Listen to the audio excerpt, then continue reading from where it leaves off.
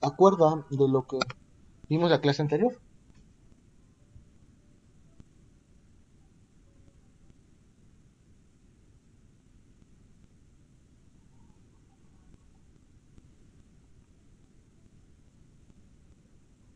Aquellos que estuvieron, ¿recuerdan qué fue lo que vimos?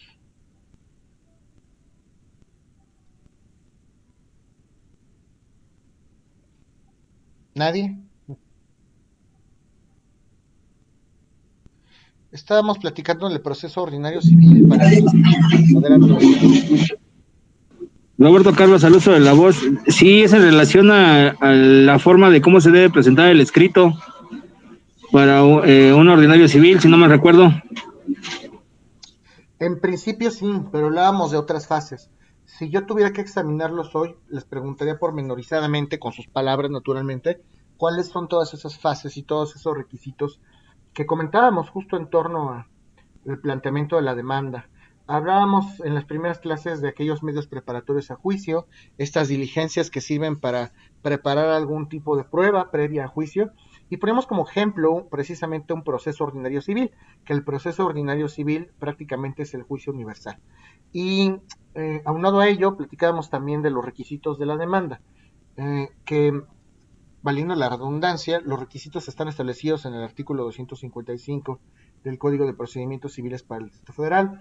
Les manejaba algunos otros símiles, como puede ser el 1069 del Código de Comercio, el 12 de la Ley de Amparo, 92 de la Ley Federal del Trabajo, etcétera.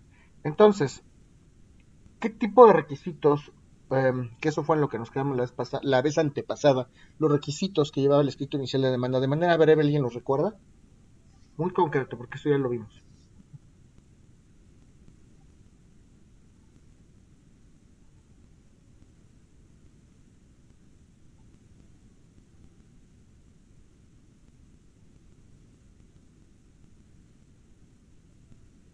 El proemio, ¿se acuerdan de lo que es el proemio? Las partes, el actor, el demandado, las prestaciones, ¿recuerdan todo eso que comentamos?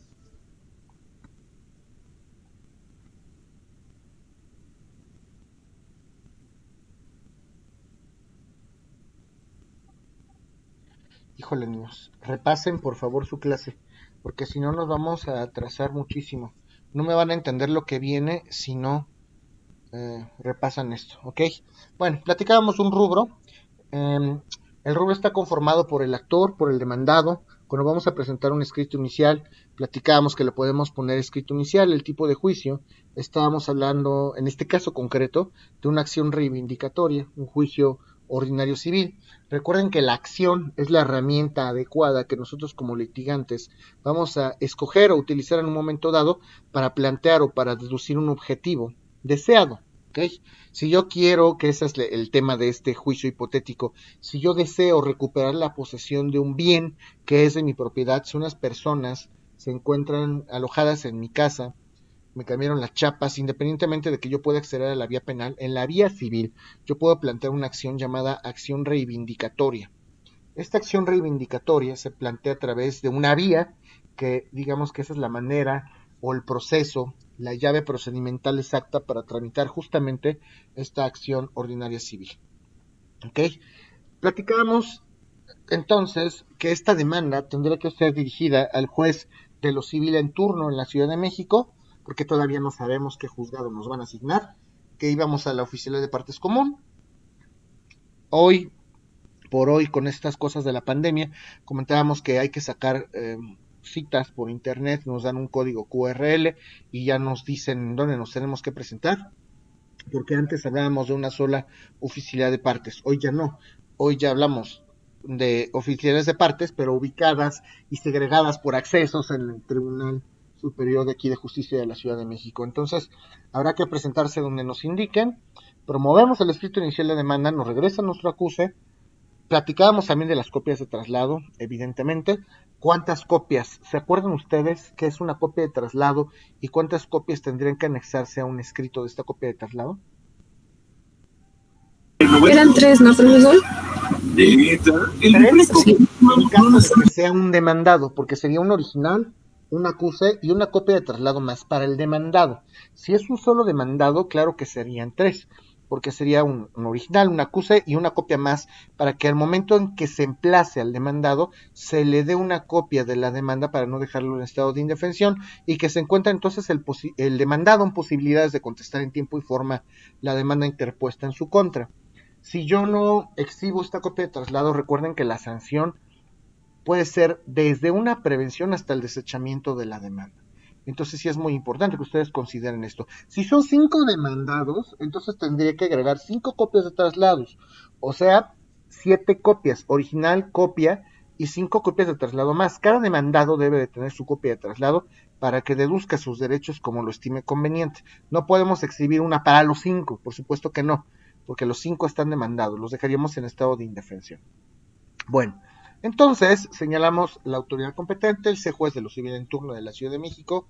Esta parte donde nos presentamos la comparecencia, Juan Pérez Robles, a su carácter de parte en mi carácter de parte actora, personalidad que acredito con el primer testimonio de la escritura de compraventa, etcétera. Ante usted respetuosamente comparezco y expongo. Y entonces hablábamos de una parte preliminar que era el famoso exordio, que son las consideraciones preliminares de un discurso. Les comentaba que esto es de estilo. Cada quien puede redactar la demanda como guste siempre y cuando contengan los requisitos. Pero si ustedes quieren tener éxito y suceso en su planteamiento, lo sugerente es que lo hagan de una manera lógica, coherente, ordenada, concatenada. De otra manera, el juez difícilmente va a poder entender la idea. Y de por sí tienen un monte de expedientes, facilítenle la cosa al juzgador, porque de esta manera su expediente pasa, si no lo hacen así, su expediente pasará a formar parte de los expedientes del montón, es muy importante. Entonces, yo les comentaba que habría un capítulo de exordio para establecer, número 1, un domicilio para ir a recibir notificaciones, 2, a los abogados autorizados, 3, a los pasantes, 4, para señalar a quién demandó Juan Pérez Robles, en su carácter de demandado. Vengo a demandar de Juan Pérez Robles la acción reivindicatoria. Tenemos que poner la vía, que es una vía ordinaria civil, y la acción que tenemos que plantear, una acción reivindicatoria, y además señalar un domicilio para emplazar al demandado. De emplazar, recuerden que es este llamamiento, juicio, la notificación de la demanda. Si no ponemos esto, recuerden que también nos previenen o nos desechan la demanda. Luego habríamos un capítulo de prestaciones, y en esas prestaciones vamos a poder señalar claramente qué es lo que le vamos a pedir al juez. Concretamente todos aquellos puntos petitorios. Número 1, la desocupación y entrega forzosa del inmueble ubicado en tal lugar.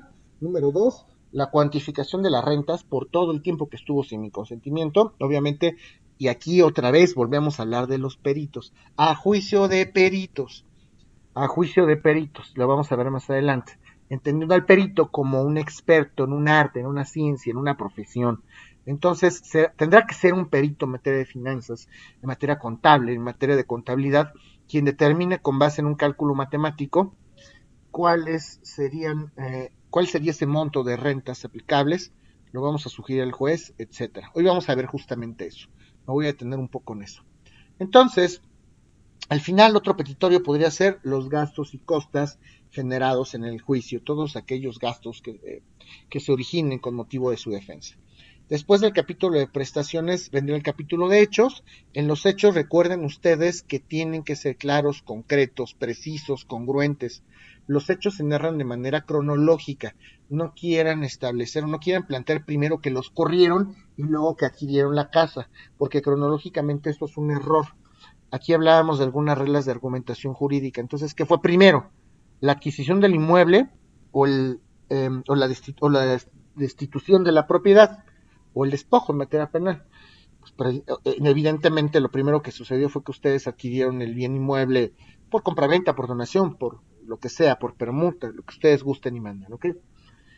Y al final tienen que narrar las circunstancias de modo, tiempo y lugar en las que ocurrió el famoso despojo, o bueno, esta destitución del bien que es propiedad de ustedes.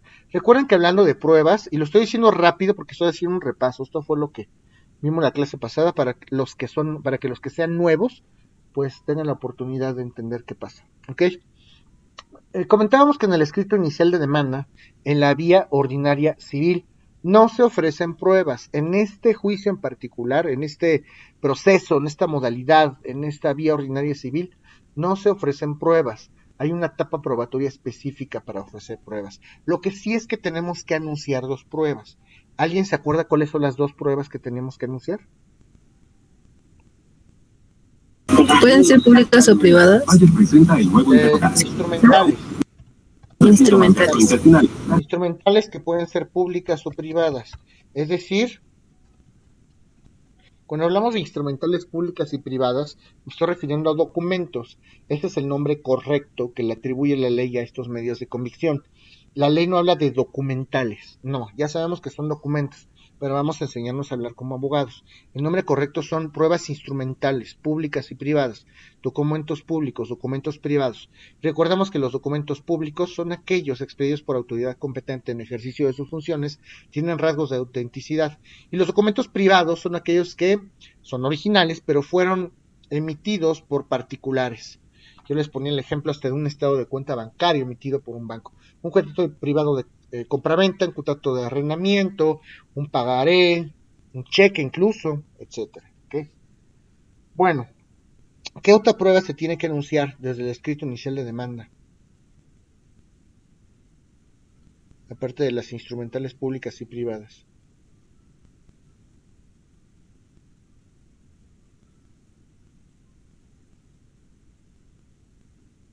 ¿Alguien se acuerda? Testimoniales, jóvenes. Los testigos. Dijo usted que eran 2 testigos, ¿no? Si no me recuerdo. No, yo lo que comentaba la última vez es que son 2 pruebas las que tenemos que anunciar. Las instrumentales, o sea, los documentos, ya sean públicos o privados, o los testigos. Lo idóneo es que se ofrezcan 2 testigos. Existe por ahí una locución latina que refiere justamente a testigos unos, testiculus nullus, que un solo testigo es un testigo nulo. Sin embargo, en algunos procesos se permite ofrecer 3, 4, 5 testigos, los que sean necesarios. Por lo general, los jueces, por criterio, aceptan 2, máximo 3. Si yo ofrezco más de 3, algunos juzgados tienen un criterio muy concreto y deciden, a ver, me ofreciste 5 testigos, te prevengo para que reduzcas a 3 el número de tus testigos. Si tú no me reduces a 3 el número de tus testigos, yo lo voy a reducir, yo lo voy a escoger por ti. Ustedes ya tendrán que escoger cuáles son. Entonces, pues depende mucho del criterio del juzgador. Hay juzgados que sí aceptan 3, 4, 5.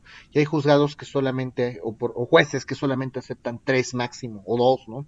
Esto ya depende del criterio del juzgador. Lo cierto es que en el Código de Procedimientos Civiles para el Distrito Federal no hay ninguna regla especial que diga que son 2, 3, 4 o 5. Eso también se los comento. Anunciar significa que yo tengo que anunciar estos medios probatorios desde el escrito inicial a la demanda, desde el escrito inicial de demanda, la contestación de la demanda y el desahogo de vista a las excepciones y defensas, que también ya lo platicamos en la clase anterior. Ahorita repasamos eso.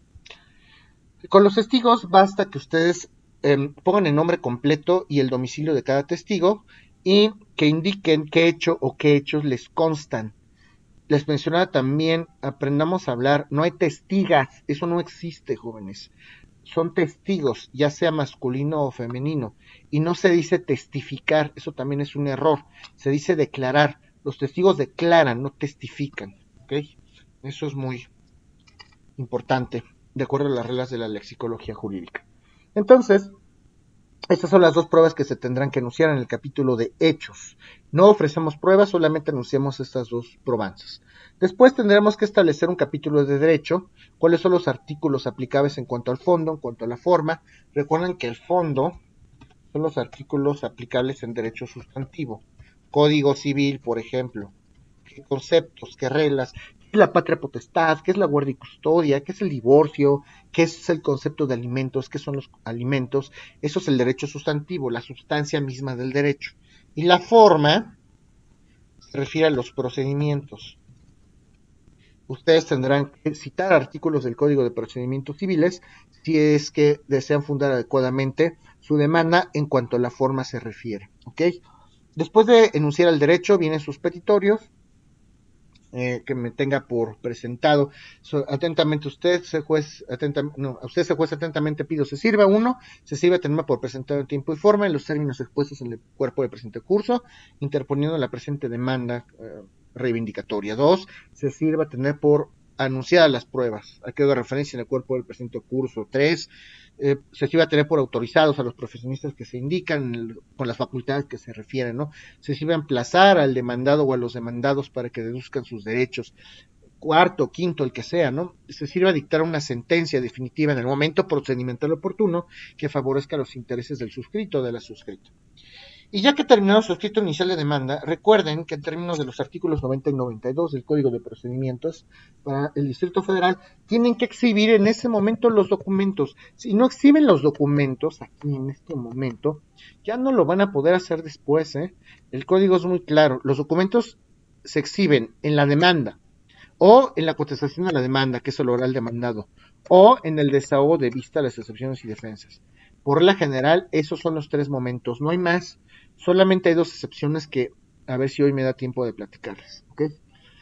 Bueno, ya que tienen su demanda, su escrito inicial de demanda, con sus traslados y sus copias, firmada por el actor, que ojo, aquí en la Ciudad de México la puede firmar el actor sin ningún problema. Si yo quiero plantear una litis en el Estado de México, por ejemplo, en algunos estados de la República es necesario que la demanda sea también firmada o suscrita por el abogado patrono.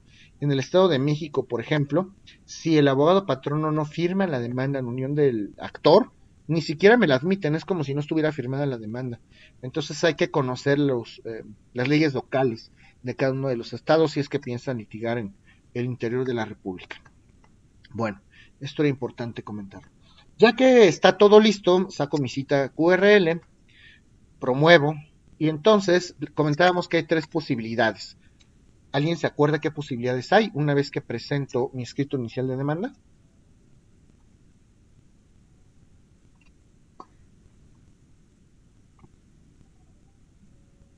¿Alguien se acuerda?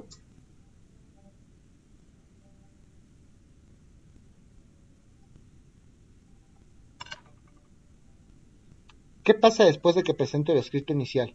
¿A dónde se va? ¿Qué hacen?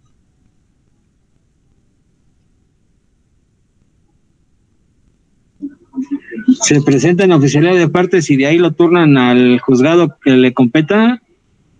Sí, me regresan mi acuse de recibo y cuando me regresen mi acuse de recibo, al reverso de la acuse de recibo de la primera hoja, ahí va a venir un sello impreso por parte de la oficialía de partes. Ya me van a asignar un juzgado en particular, es que toca el 34 de lo civil, y ya me van a asignar un número de expediente.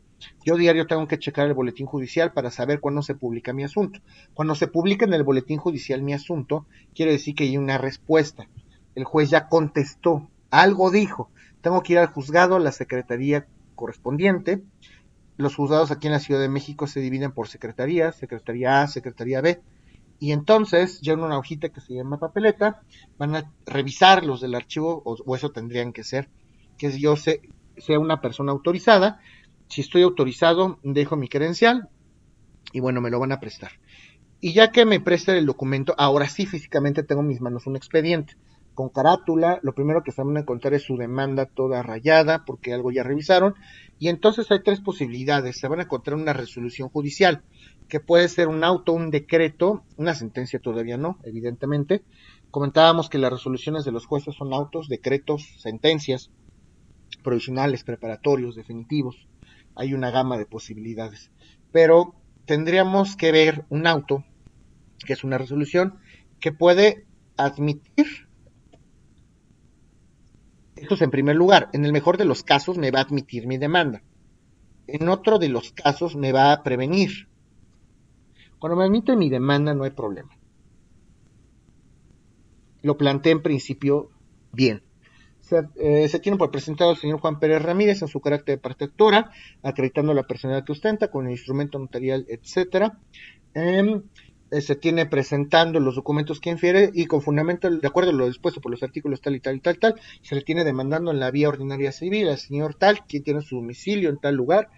En consecuencia, se ordena que se turnen los presentes autos para la elaboración de la cédula de notificación y que se emplace al demandado en el domicilio señalado en autos. Aquí se le tendrá o se le dará el término de 15 días o de 9 días, según sea el caso, para que conteste la demanda instaurada en su contra, bajo el apercibimiento de que en caso de que no responda, se le tendrá por contestado en sentido negativo. Y luego los exhortan a acudir al centro de mediación y una serie de cosas. Ya les admitieron su demanda. Si los previenen, es que algo no estuvo bien. El juez les está diciendo, a ver, aclárame por favor el hecho 1, porque no fue claro, fue oscuro, fue irregular. A ver, no me exhibiste el documento base de tu acción, no me exhibiste tu escritura. 5 días para exhibírmela y si no, se tiene por desechada tu demanda.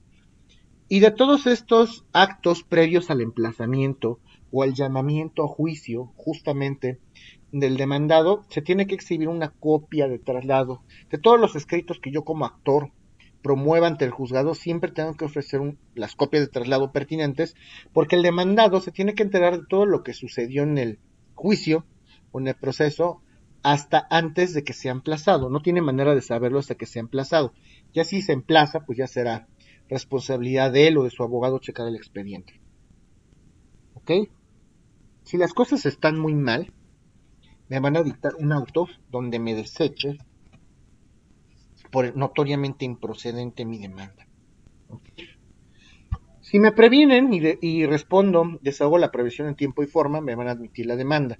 Si no, me la van a desechar. Ya que es admitida la demanda, lo que sigue justamente es el emplazamiento. Yo tengo que turnar el expediente, es decir, dáselo a un funcionario del tribunal que se dedica a hacer este documento. La cédula de notificación es el documento por virtud del cual se va a emplazar al demandado. Lo va a hacer el actuario o el notificador según sea el estado. Aquí son actuarios en la Ciudad de México.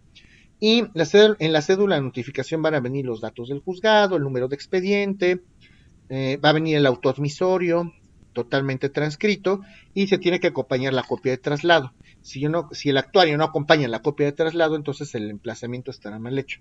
Hay que tener mucho cuidado y mucha precaución con esto. ¿Hasta aquí alguien tiene alguna duda?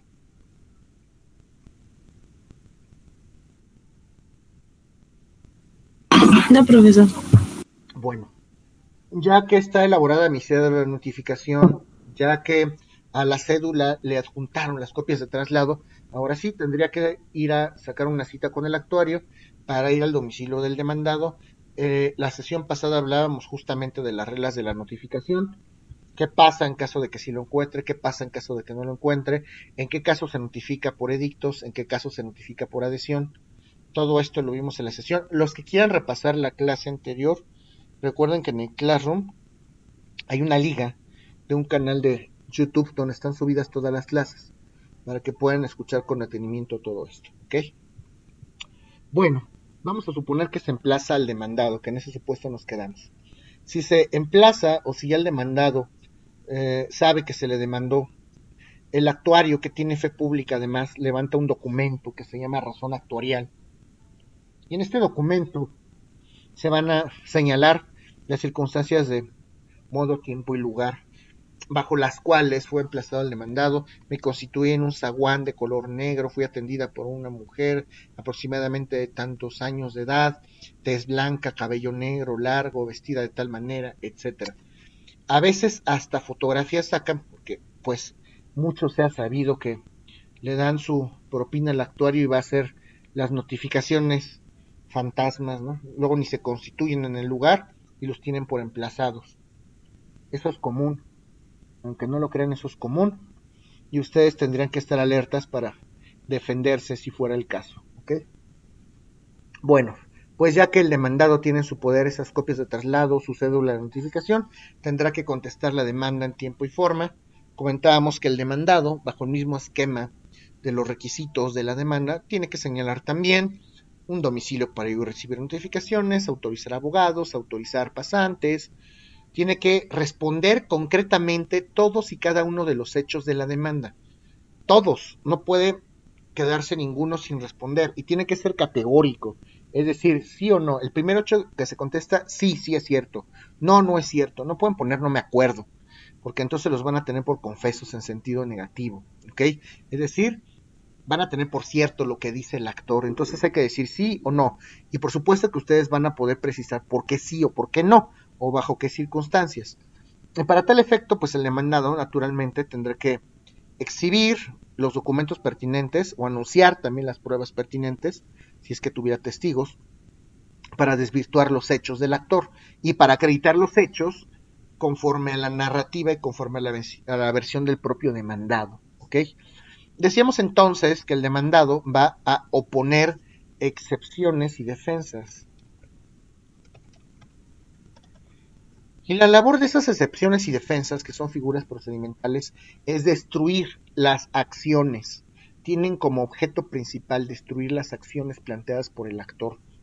Si el actor plantea una acción reivindicatoria, entonces yo necesito oponer una excepción, que así se dice oponer, bastante en derecho como para poder destruir. ¿Qué podría ser? A ver, él está diciendo que es el dueño. A lo mejor ustedes pueden ofrecer otro título de propiedad, pudiera ser, o pueden decirle al juez, a ver, yo tengo la posesión derivada de un contrato de arrendamiento, no te hagas actor, tú sí me conoces, aquí está el contrato de arrendamiento, tú lo firmaste, yo lo firmé, y pues esa es la posesión de donde se deriva mi posesión.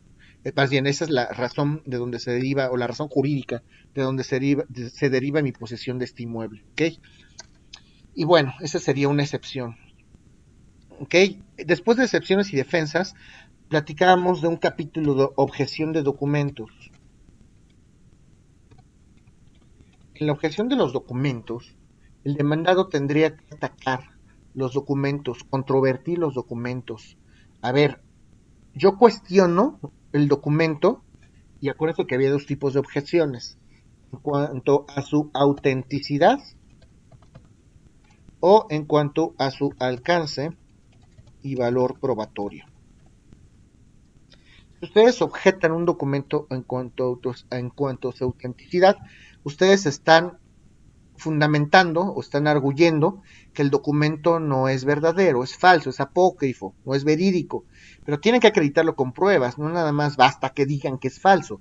A ver, es falso porque esta no es mi firma, es falso porque no tiene los rasgos de autenticidad de un testimonio notarial, no tiene quinegramas, esta no es la firma del notario, no tiene el sello de autorizar, esta no es la redacción del notario, esta no es la papelería, lo que ustedes indiquen, y pueden robustecerlo con pruebas, pueden solicitar un oficio, que el juzgado gire un oficio directo a la notaría para que el notario responda de viva voz si ese testimonio él lo expidió o no.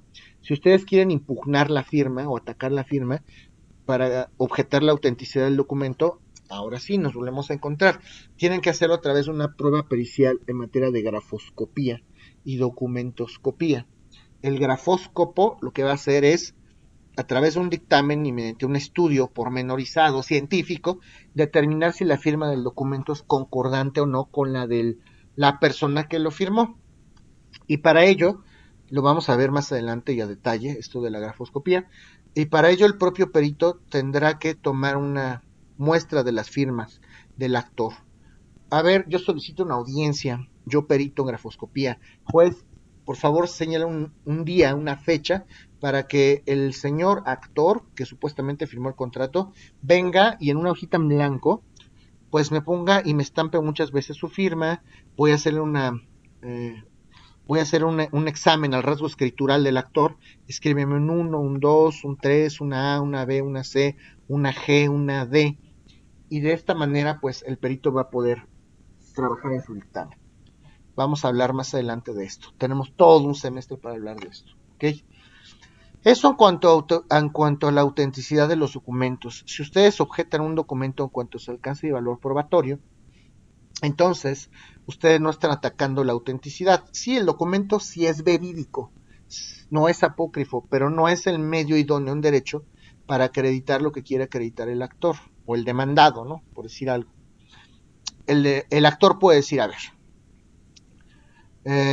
el demandado está exhibiendo un contrato de arrendamiento, pero yo estoy solicitando la posesión. Entonces no es el documento idóneo porque yo le pregunté nada más que de dónde derivaba su posesión, por decir algo, ¿no? O por ejemplo, el demandado puede decir, a ver, el actor está fundamentando su derecho de propiedad en una boleta predial, que fue justamente lo que platicamos la vez pasada.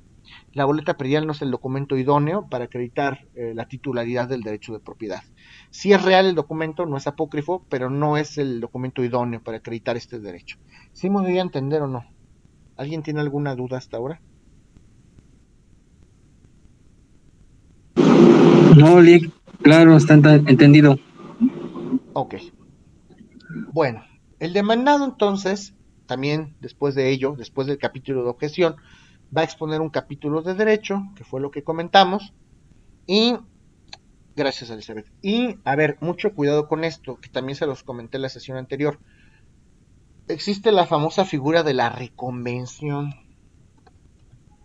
La reconvención es lo que conocen vulgarmente como la contrademanda, ya lo habíamos platicado. Reconvenir es contrademandar en términos coloquiales y burdos. La palabra apropiada en términos jurídicos es reconvenir. La contrademanda no existe, es reconvención. Y les mencionaba que no necesariamente porque el demandado reconvenga al actor quiere decir que ya ganó.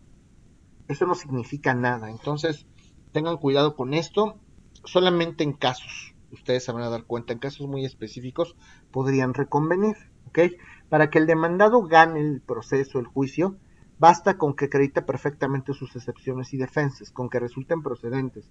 Con eso es más que suficiente. Con eso es suficiente para que el demandado desvirtúe, destroce la acción del actor y le puedan conceder una sentencia absolutoria. ¿Ok? Y acuérdense que hay dos tipos de excepciones, que son las dilatorias y las perentorias. Las excepciones dilatorias son aquellas excepciones que tienen como objetivo eh, aumentar el tiempo. Yo lo que necesito es tiempo, van a retrasar el proceso. Lo que quiero es hacer tiempo, como la figura de la incompetencia. Yo opongo la excepción de incompetencia. Juez, tú no eres competente porque este es un asunto, este es un contrato de naturaleza no sé, se me ocurre, ¿no? Civil, no administrativo, que es una tontería a lo mejor lo que digo, pero a ver, competencia, ¿no? O por la cuantía. El asunto de este negocio es superior al 1,000,000 de pesos, por lo tanto, es competente un juez de primera instancia y no un juez de cuantía menor. Pues ahí puede proceder su excepción de incompetencia, pero tarde o temprano esa demanda va a ser canalizada con la autoridad competente. ¿Qué fue lo que ganaron? Nada, tiempo. Esto puede llegar a servir si ustedes saben que la acción ordinaria civil que planteó el actor está a punto de prescribir. Eso es importante. La prescripción de la acción ordinaria civil aquí en México son 10 años. Entonces, si saben que está al filo de navaja con el plazo y ustedes quieren oponer excepción de incompetencia para que el juez se declare incompetente y en ese inter fenezca el plazo, pues también lo pueden hacer. Sería una estrategia muy macabra y sirve. Ahí sí serviría, pero es un caso entre varios, ¿no? Y las perentorias, las excepciones perentorias, sirven para destruir totalmente la acción planteada por el actor. A ver, ¿de qué manera? Por ejemplo, una acción cambiaria directa. Si yo estoy demandando 1,000,000 de pesos porque me firmaron un pagaré por 1,000,000 de pesos y el deudor no me quiso pagar, una excepción perentoria sería la excepción de pago. O pongo la excepción de pago porque, a ver, tú dices que te debo dinero, pero aquí están mis comprobantes, yo sí te pagué, te exhibo transferencias bancarias, te exhibo los recibos de pago, etcétera, y con eso tendríamos por acreditado plenamente el pago. ¿Ok? Más o menos para que ustedes sepan por dónde va este tema. Si el demandado entonces contesta en tiempo y forma, ahora sí, el demandado ya planteó su demanda, más bien, el actor ya planteó su demanda, el demandado contestó su demanda, y hay un tercer momento que se le conoce como el desahogo de vista a las excepciones y defensas. ¿Qué es esto del desahogo de vista a las excepciones y defensas? Actor ya demandó, él ya dijo lo que tenía que decir.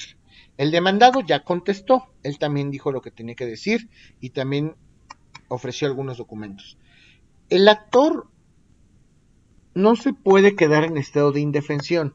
A lo mejor él no sabe, a lo mejor el actor no sabe o no tiene medios al momento de plantear la demanda para adivinar qué es lo que va a contestar el demandado. El demandado puede plantear algún argumento novedoso y el actor se le tiene que dar la oportunidad para hacer una contrarréplica a la demanda, a la contestación de la demanda que hizo el demandado.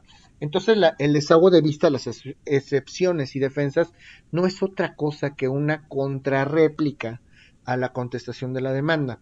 Actor ya planteó su demanda, demandado ya contestó, y el juez, ¿qué le va a decir al actor? Ok, actor, ya se contestó la demanda, ¿qué tienes que decir al respecto?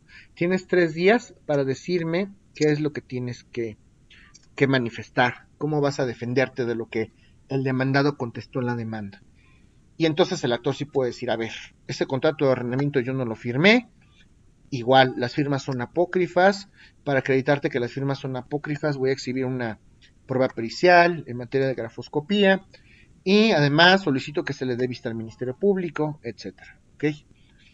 Ya que, y ahí nos quedamos casi, ya que el demandado contestó y ya que el actor otra vez hizo esta contrarréplica a la contestación de la demanda, se dice o dicen los grandes procesalistas que en este momento se cierra el candado procedimental. Aquí ya está fijada la litis, aquí es donde se fija la litis, aquí ya se fijó el pleito, ya tenemos una auténtica litis. Recuerden que el concepto litigio o litis justamente se refiere a esa contraposición, a ese choque entre dos fuerzas opuestas. Actor dice A, el demandado no está de acuerdo y dice B. Entonces, al decir B, todavía se le da una réplica al actor. A ver, no puede ser B por esto. ¿Sí me doy a entender o no?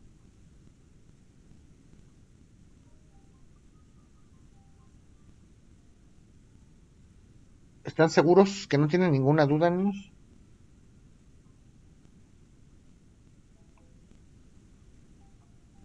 ¿Seguros? Ok. Bueno, entonces, una vez que se cierra el candado procedimental o se fija la litis, ahora sí.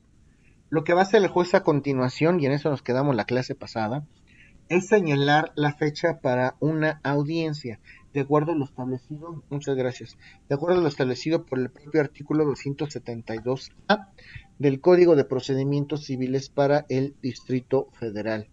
A ver, partes, ya dijeron lo que tenían que decir.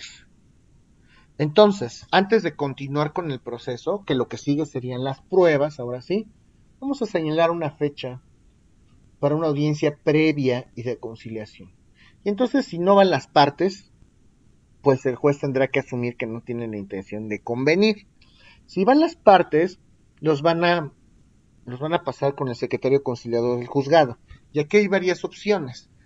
Las partes se van a poner ahí a platicar. Recuerden que la conciliación es un método heterocompositivo de solución de conflictos. El conciliador no puede dictar una sentencia, pero sí puede llegar a las partes para que resuelvan su problema. A ver, señora, entienda, el señor no gana tanto, sí le va a dar una pensión, pero no puede ser de la cantidad que usted dice, no le alcanza al señor. A ver, señor, también usted échele ganas. También recuerde que es su hijo. Trata de llegarlos como a un punto medio. Si las partes no llegan a nada, pues se continúa la litis, se depura y adelante. Y si las partes sí llegan a algo, si se arreglan en ese momento, lo que va a hacer el secretario conciliador es redactar un convenio. Y ese convenio, obviamente, va a ser redactado conforme al arreglo que hayan hecho las partes. Pero el conciliador no es juez, entonces no tiene esa capacidad jurídica o esa facultad jurídica para dictar una sentencia que sea coercible, que se pueda exigir por medio de la fuerza.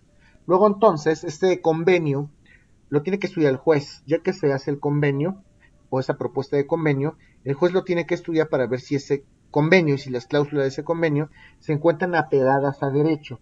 Si las cláusulas de ese convenio se encuentran apegadas a derecho, entonces el juez va a dictar una sentencia aprobando el convenio y ese convenio va a tener la categoría de sentencia, sentencia ejecutoriada.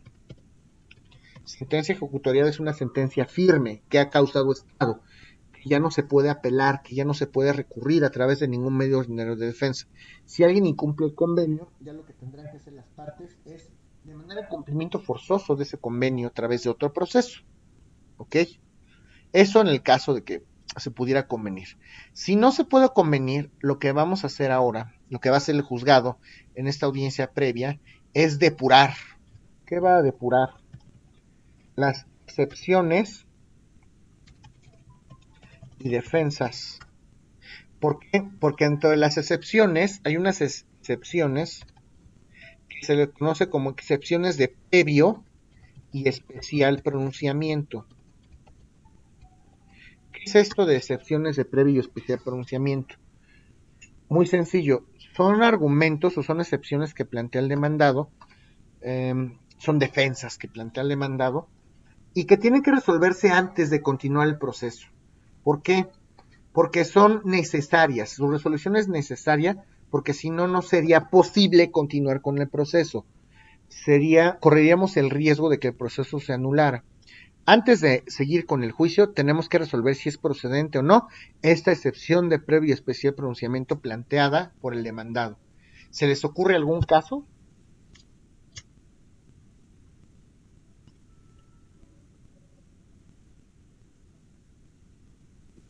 Perdón, Lick, ¿podría repetir la pregunta, por favor?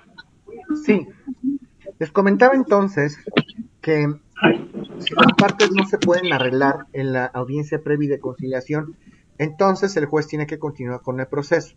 Y antes de continuar con el proceso, lo que va a hacer es depurar, va a resolver aquellas excepciones que planteó el demandado de previo y especial pronunciamiento. Estas excepciones de previo y especial pronunciamiento son aquellas excepciones que se tienen que resolver antes de continuar. Esta sí es procedente o no es procedente y lo tenemos que resolver antes de continuar, porque en caso de que sí sea procedente, no se puede continuar con el proceso. Son cuestiones esenciales para continuar con el proceso, de lo contrario no se podría continuar. ¿Se les ocurre algún ejemplo de esto? ¿Podría ser el caso de pensión alimenticia? Estas son providencias cautelares, también hablaremos de eso. Sobre el ejemplo que ponía usted la vez pasada, Lick, de la propiedad a través de la presentación de la boleta predial, Eso es una objeción del donde se documento. va... Eso se va a resolver al momento de dictar la sentencia definitiva.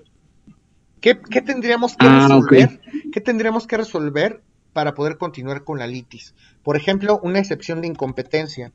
A ver, antes de continuar con el proceso, el demandado está diciendo que soy incompetente. Primero tenemos que resolver si yo, juzgador, soy incompetente o no. ¿Qué tal si soy incompetente y ya resolví la sentencia, me van a anular el proceso? ¿Ya me entendieron hacia dónde voy? ¿Hacia dónde van las excepciones de previo y especial pronunciamiento? En este caso sería la jurisdicción del juzgador, La pues, si competencia. es materia mercantil o es materia civil. Competencia. Sí, pero se llama competencia, porque la Ok. jurisdicción es la facultad del juez de decir el derecho, jurisdicción, decían los Ok. romanos, ¿ok? Competencia, ¿sí puedo conocer esta materia o no? ¿Y por qué? Yo, juez civil, ¿puedo conocer una acción reivindicatoria? Pues sí, pero tienes que ser un juez de cuantía mayor, no de cuantía menor. Si se planteó un juez de cuantía menor, pues a lo mejor no, seguramente no. Ese es un tema, pero hay más excepciones que deben de ser de previo y especial pronunciamiento. Por ejemplo, 692 de la propia Ley Federal del Trabajo plantea excepciones, personalidad y manera de plantear la personalidad, ¿no? Vamos a suponer que yo demando a una empresa. Procedimiento laboral es otra cosa, no me voy a meter ahí ahorita porque son otras reglas y es otro universo. Pero vamos a pensar que la parte actora es una empresa. Bimbo, vamos a pensar que Bimbo es SASB, o como quiera que se llame. Y obviamente Bimbo tiene que comparecer a juicio a través de su representante legal, porque solito Bimbo no puede, a través de su representante legal. Para que Bimbo comparezca a juicio, tiene que ser a través de un representante, y este representante tiene que tener facultades en derecho. Debió de haberse exhibido un poder notarial, a lo mejor, y es donde muchos abogados, representantes de empresas se dan para atrás, ¿eh?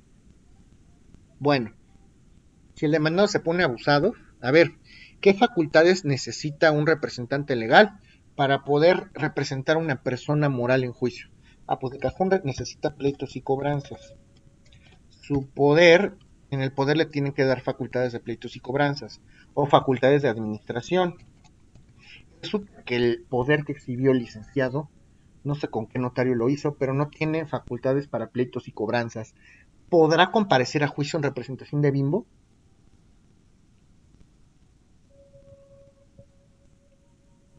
Pues claro que no, por supuesto que no. Es como si estuviese hablando con un fantasma. Tú no puedes representar a Bimbo en un proceso porque no tienes esa facultad de pleitos y cobranzas que establece el artículo 2554 del Código Civil para el Distrito Federal. Y por lo que veo tampoco han visto mandato, ¿verdad? No, Lick, del tema civil fue muy escueto, nada más conocer algunos capitulados del Código Civil y hasta ahí quedó, porque ni el de procedimientos civiles nos enseñaron, perdón, pero así fue el comentario. Bueno, yo tuve un profesor que sí nos dio, bueno, no tan al fondo ese tema, pero nos habló más como de la estructura del procedimiento, sí, del proceso penal. No tanto, sino nada más que la de civil, así como usted me está explicando ahorita. Ok, yo estoy haciendo este repaso porque, perdón, asumía que ya tenían algunas bases, pero bueno, vamos a regresarnos. Les voy a platicar esto. Las personas morales no pueden comparecer por sí mismas, y eso es un hecho, porque las personas morales son una ficción del derecho. Nosotros los hombres creamos a las personas morales, a las corporaciones, sociedades civiles, sociedades anónimas de responsabilidad limitada. Y estas personas morales, para que ejerzan su personalidad en el mundo del derecho, para que realicen actos jurídicos, tienen que hacerlo a través del representante legal. ¿Ok? Bueno, el representante legal debe tener facultades. Esto finalmente vamos a hablar en su momento del contrato de mandato, a ver si la segunda hora para que les quede claro esto. Es simplemente un ejemplo. Hay facultades. De una vez se los explico, porque si no nos vamos a seguir haciendo bolas. A ver, vamos a hablar de poder, de representación y de mandato. ¿Alguien tiene a la mano un código civil? Aunque sea en internet.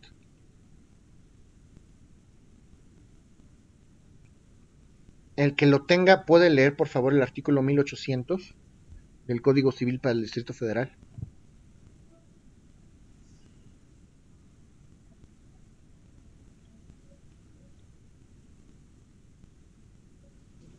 ¿1800 dijo, Lick? Sí, 1800. Ok, dame 30 segundos. Sí.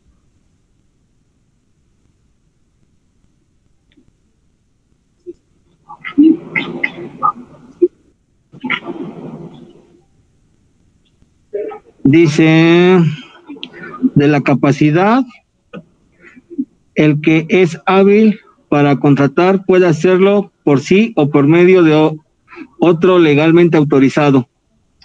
Ok, 1801. Artículo 1801. Ninguno puede contratar a nombre de otro sin estar autorizado por él o por la ley. Interesante lo que estás comentando. A ver, ¿qué personas serían hábiles para contratar en derecho? Pues las personas que tienen capacidad de ejercicio. ¿Cuántos tipos de capacidad hay en derecho? Dos tipos de capacidad. La capacidad de goce, la capacidad es un atributo de la personalidad. Existe la capacidad de goce y la capacidad de ejercicio. ¿Okay? La capacidad de goce es esta aptitud para ser titular de derechos y obligaciones. Se adquiere al momento en que una persona es concebida en el vientre materno, no después. Desde el momento de la concepción, una persona es titular o puede ser titular de derechos y obligaciones. Las personas en el mundo del derecho que no han nacido, pero que han sido concebidas y no han nacido, se les conoce como naciturus. Naciturus. El concebido no nacido es un naciturus. O sea que un pequeño en el vientre materno puede ser titular de derechos y obligaciones. Sí, por supuesto que sí. Yo le puedo heredar mi casa a mi hijo concebido no nacido.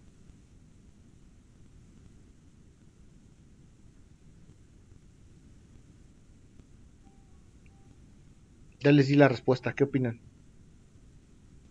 Sí, sí puede, ¿no? Yo digo que sí.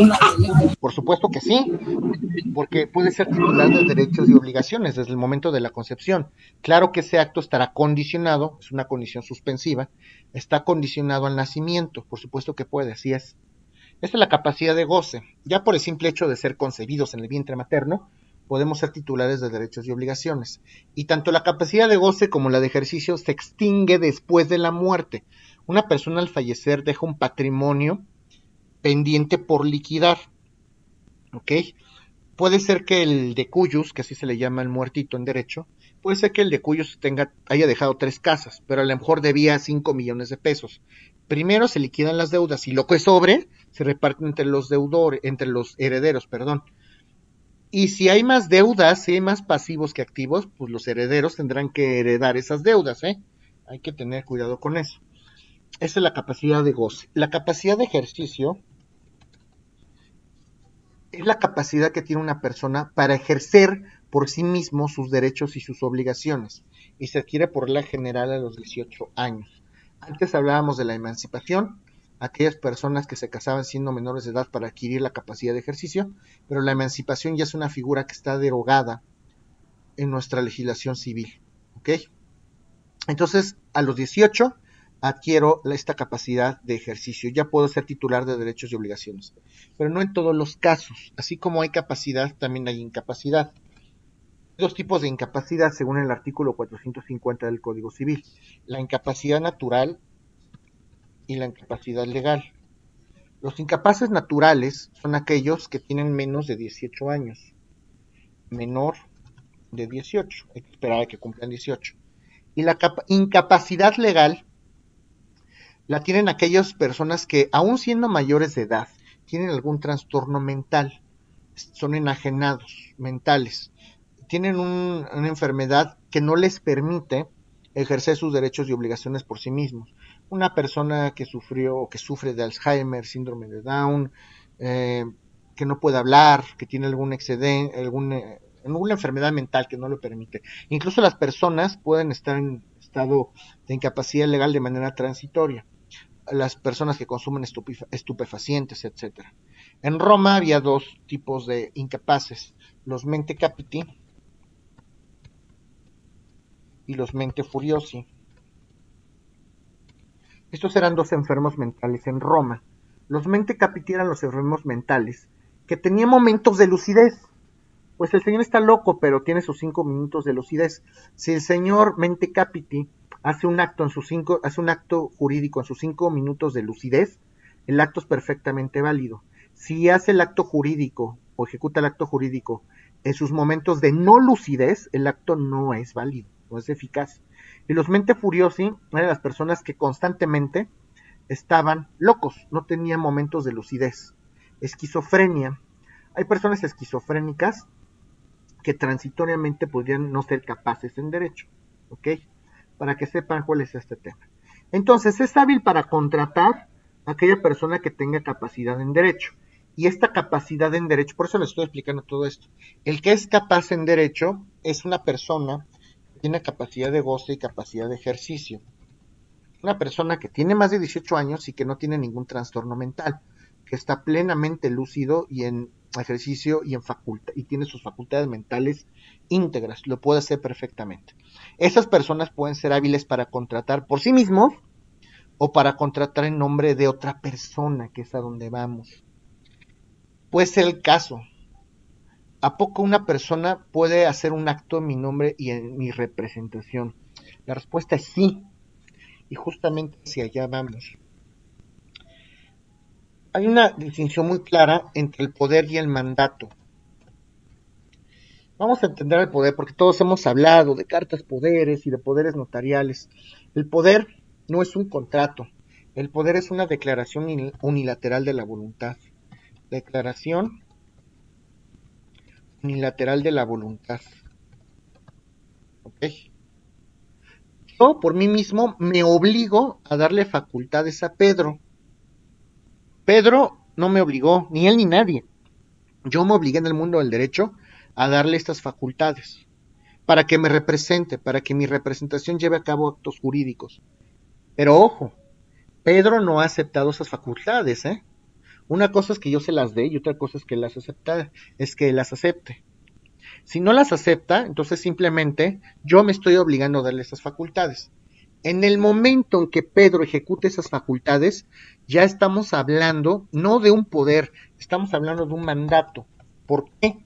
Porque el mandato es un contrato. Un contrato es un acuerdo de voluntades que sirve para crear o transmitir derechos y obligaciones. ¿Ok? Y para hacer un contrato en derecho, tiene que existir el acuerdo de dos voluntades. Si el mandato es un contrato, hay dos partes en el contrato de mandato, el mandante y el mandatario. El contrato de mandato es un contrato civil.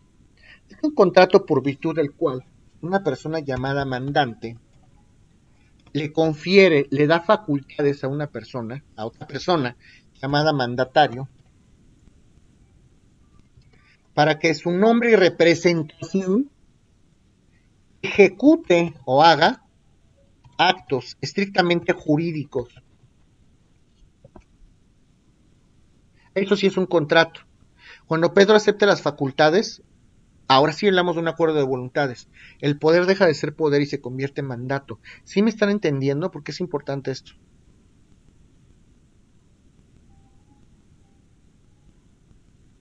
Sí, profesor. Ok. Bueno, entonces si Pedro ejecuta las facultades de una manera tácita, sobreentendemos que él sí aceptó las facultades, porque si no, no hubiera ejercido ese poder. Y hay dos tipos de mandato. El mandato con representación y el mandato sin representación. Vamos a hablar de un contrato de mandato con representación. Supongamos que Ana es mi pasante. Y le digo, oye Ana, necesito unas hojas. Necesito imprimir una demanda, pero yo la estoy haciendo. Ve a la papelería, ¿no? Sí, cómo no. Bueno, entonces vamos a hablar del primer supuesto. Si hablamos del mandato sin representación, Ana va a hacer ese acto jurídico por cuenta propia, como si ella fuese la que hace el acto. Una cosa es que Ana llegue con el señor de la papelería y le diga, oiga señor, vengo a comprarle un paquete de hojas blancas. Y entonces, ese acto es una compraventa. Yo estoy comprando hojas. Yo, Ana, estoy comprando hojas, pero yo soy la obligada, yo estoy contratando con el señor. El señor de la papelería ni siquiera sabe que yo existo. Ella está actuando por nombre y por cuenta propia. Y el mandato con representación. Oye, Ana, ve por hojas, sí, cómo no. Y yo en ese momento le hablo al señor de la papelería. Oiga, señor, ahí le mando a mi pasante porque necesito un paquete de hojas. Le voy a mandar el dinero con usted. Sí, aquí la espero. Y entonces Ana simplemente es una mandataria. La teoría del nuncio simplemente es una mensajera, como dicen los civilistas de antaño. Y entonces va a llegar Ana a la papelería. Así ya me habló licenciado, aquí está las hojas, aquí está su dinero, ¿ok? ¿Sí distinguen la figura entre el mandato con representación y sin representación? Sí, Lick, y eso es muy importante para poder nosotros litigar. Sí, ahorita les voy a decir por qué, porque aquí no termina la historia. ¿Qué facultades puedo conferirle o le puedo dar a una persona en un poder? No les voy a hacer leer el artículo, léanlo en su casa. 2554. Están las facultades para pleitos y cobranzas. Las facultades para pleitos y cobranzas, la persona que tiene esta facultad puede litigar en juicio o puede defender en juicio a otra persona. Puede comparecer a juicio y puede hacer todas las acciones en derecho necesarias en nombre de otra persona. Cuando los abogados nos contrata una persona para defenderlos en juicio, necesitamos esta facultad, a fuercita, sí o sí. Yo no puedo comparecer a juicio sin esta facultad para pleitos y cobranzas. Si no, no podría defender a mi cliente en juicio. Así se llama la facultad, así lo dice el Código Civil, pleitos y cobranzas. ¿Ok? Otra facultad es la facultad de administración. Las facultades de administración son facultades simplemente le van a permitir al representado o al apoderado, no, o al mandatario representar al mandante. ¿Qué quiere decir esto? Las facultades de administración solo sirven para representar a otro, punto. ¿Cómo voy a representar una sociedad mercantil en un proceso si no tengo facultades de administración o no tengo la facultad específicamente necesaria para representar a alguien, que son las facultades de administración? E incluso en materia laboral existen las facultades de administración en materia laboral. Administración en materia laboral. Si yo voy a comparecer en un juicio laboral sin esas facultades, no voy a poder defender o al trabajador o al patrón. ¿Ok? Otra facultad más es la de dominio. Esta es delicadísima. Si yo le doy facultad de dominio a una persona, esa persona, el mandatario, el apoderado, puede actuar como si fuera dueño de mi patrimonio. Puedo limitar esas facultades a un solo objeto, a un solo bien. Te voy a dar facultades de dominio, pero limito esas facultades a mi carro. Entonces, la persona que tenga esas facultades puede hacer con mi carro lo que quiera, actuar como dueño, venderlo, no sé, rematarlo, usarlo, lo que él quiera. Esta facultad es delicadísima. Hay otras facultades que se llaman para títulos de crédito. Las facultades de títulos de crédito permiten que aquel que tenga estas facultades pueda firmar cheques, hacer todos los actos bancarios necesarios y bastantes en el mundo del derecho en representación de otra persona. Si yo tengo esta facultad, puedo ir al banco y puedo cobrar un cheque, puedo endosarlo, puedo sacar banca electrónica, puedo firmar lo que sea, ¿no? Títulos de crédito. Facultades de sustitución. Si yo tengo facultades de sustitución, si yo le di un poder a Miguel y le di a Miguel facultades de sustitución, Miguel a su vez puede darle un poder a otra persona para que me represente a mí con las mismas facultades que yo le di. Eso funciona en los despachos a lo mejor, ¿no? Yo soy el abogado titular, me dieron un poder a mí con facultades de sustitución, pero a su vez yo le voy a dar un poder a mis abogados, a los abogados de mi bufete, para que litiguen el asunto. ¿Sí está claro esto?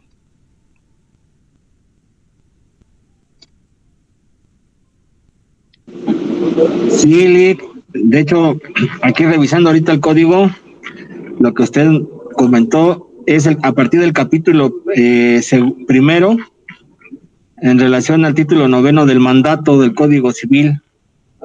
Es correcto. Y aquí está diciendo lo que usted está comentando, las obligaciones del mandatario con respecto al mandante, que corresponde del 2562 al 2576. Okay. Y luego el capítulo 3 de las obligaciones del mandante con relación al mandatario, que corresponde del 2577 al 2580. Ok. Bueno, gracias, Roberto. Esto se los estoy comentando para que ustedes sepan que como abogados, lo que hacemos al final del día es un mandato, porque también está en el Código Civil, es un mandato judicial. Hay un capítulo de mandato judicial. Eso es importante. Entonces imagínense que Bimbo comparece a juicio a través de su representante legal, y el representante legal le dieron un poder notarial, pero ese poder notarial no tiene la facultad de títulos de pleitos y cobranzas. Si el apoderado de la empresa Bimbo no tiene la facultad para pleitos y cobranzas, pues sencillo, no puedo representar a la empresa. Queda sin efectos este juicio, es como si no hubiera presentado la demanda, porque no tenía facultades para ella. Queda sobreseído este juicio, lo vamos a desestimar, a desechar. Procedió la excepción de falta de personalidad, que es justo lo que estábamos comentando, excepciones de previo y especial pronunciamiento. Planteamos la excepción de falta de personalidad, no tiene las facultades suficientes para representar a la parte demandada en juicio. Adiós, lo siento, es como si nadie hubiera comparecido.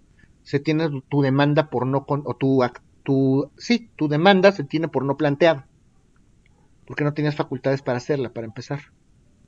¿Sí me doy a entender lo grave que es esto? Es todo un universo. Profesor, ¿sí? ¿Y cuando son empresas fantasma, sigue el mismo procedimiento? Defíneme empresa fantasma. A ver. Pues es que son como si fuera un fraude fiscal. Es que hay empresas que sí están constituidas conforme a las leyes mexicanas y jurídicamente sí existen. Las famosas empresas fantasmas son, sí, empresas que están constituidas, y los representantes de esas empresas lo que hacen es hacer actos jurídicos ilícitos a lo mejor, y se ocultan esos representantes legales. Para empezar, si yo quisiera demandar a una de estas empresas, y si está constituida conforme a leyes mexicanas, pues ¿a quién le interesa defenderse en juicio? A la empresa. Evidentemente, si se quiere personar a juicio y está debidamente constituida, obviamente va a tener que acreditar esas facultades en derecho. Si nunca estuvo constituida conforme a derecho esa empresa, ¿con quién me voy? ¿Cuál es la sanción que establece la Ley General de Sociedades Mercantiles? Si la sociedad no fue constituida y las personas que asumieron o que sustentaron como socios o accionistas de la misma dijeron que sí existía, la sanción es que los socios o accionistas van a responder por las obligaciones adquiridas por la sociedad hasta el monto de sus aportaciones, o en lo personal. Ellos tendrán que responder de manera personal, con patrimonio propio. El problema aquí es, encuentra las personas que decían que crearon esa empresa. Si las puedes encontrar, las vas a demandar o hasta denunciar, porque son personas físicas. No podemos denunciar o querellarnos en contra de personas morales, solo en contra de personas físicas. ¿Sí me di a entender o no? Sí, profesor. Ok. Son... Sí. Ok. Son 6:22, 6:23. Nos vemos a las 6:33, por favor. Gracias. Ok, aquí estamos.